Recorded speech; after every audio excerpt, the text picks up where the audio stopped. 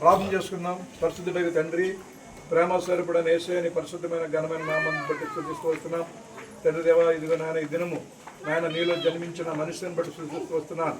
తన పాపములు అయా నీ రక్తంలో కడుక్కుని పవిత్రపరచబడి శాపం నుండి పాపాన్ని విడుదల పొంది ఇదిగో నాయన మరి నీతి యావత్తి నిమిత్తం జరిగే పరిస్థితుల్లో నాయన మరి బాప్తిజం తీసుకొస్తుండగా నీ దాసుడు ఇస్తుండగా ప్రభు నా బిడ్డని నాయన పరలోకంలో ఆ బిడ్డ పేరు రాయబడడానికి జీవగ్రంథంలో ఆ పేరు ఉండడానికి కృప పెంచమని ఈ బాప్తిజాన్ని బట్టి సంఘాన్ని బట్టి స్తుతిస్తూ క్రీస్తులో స్తుతించి ప్రార్థించాను తండ్రి, ఆమేన్.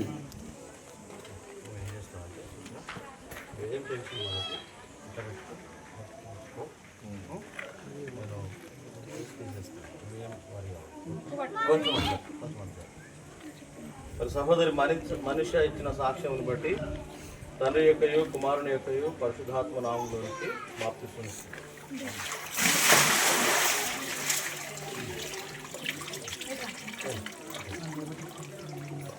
నెక్స్ట్